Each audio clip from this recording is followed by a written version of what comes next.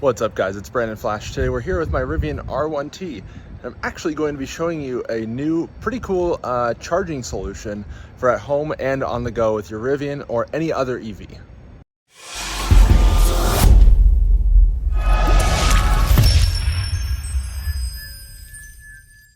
So I just got this in the mail from a company called Juice Americas. It's the new J Plus Booster 2.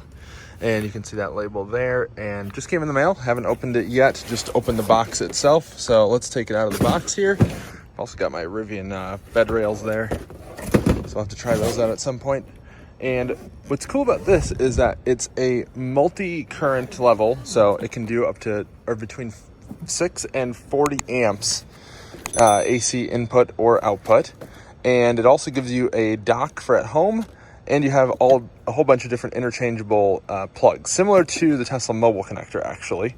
But this is up to 40 amps and has a J1772 plug. So let me get some of these things out and I'll show you around a little bit. All right, so we've got it taken out here. So this is the unit itself. It's the J Plus Booster 2. And over here you can see that you have the different current levels. Sorry, hard to do a little maneuver here. So you can do up or as low as 6 amps and as high as 40 amps. You've also got, if you want on dark or standard mode, whether you want the lights on. Here is where you can put in the different plugs. So let me do that quick. I'm not sure if I can do it with one hand. We'll certainly try. And what's cool is that these are like military grade connections basically. Let's see. Just gotta align it here. All right, so it turns out it's actually really easy to insert the adapter if you just know what to look for. So there's a little red dot here on right there, and then there's also a red dot on the adapter. So just right there, you just align the two, and then nice and easy. Just gotta hold it. A little tricky with one hand holding the camera there, but just like that.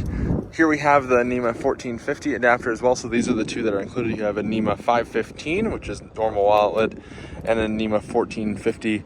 They should have additional adapters coming in the future as well.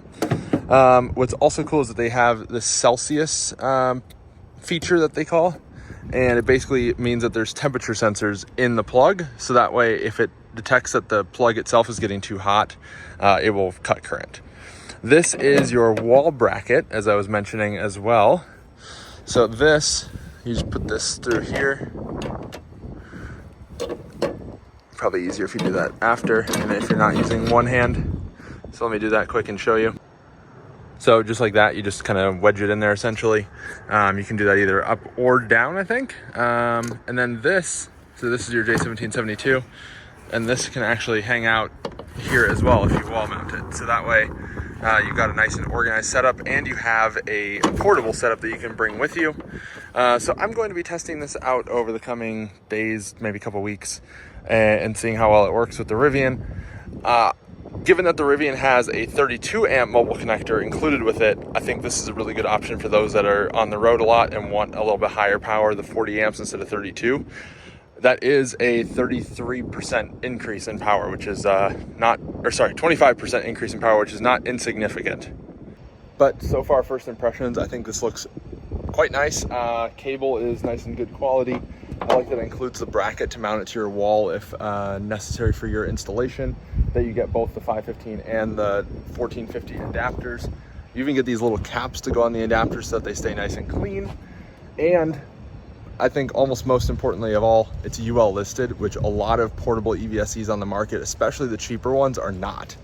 So if you don't want things to happen in your outlet, in your garage, potential fire risk, potential insurance issues if you're using a non-UL one, I do have this link down below. It's a bit on the pricey side compared to others, but a lot of those other ones are pretty low quality in my opinion. I would not personally use them.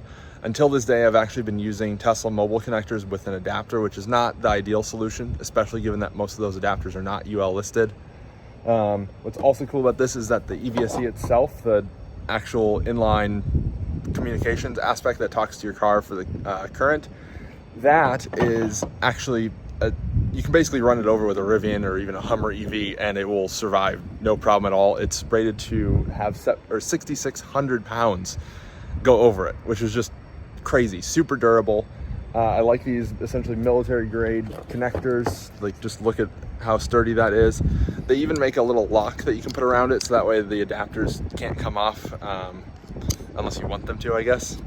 But really looking forward to checking this out. Curious what your guys' thoughts are down below. Leave a comment if you tried something similar. If you have any things you want me to test with it, comment down below. If you haven't already, hit the like button, hit the subscribe button, and I'll see you guys next time.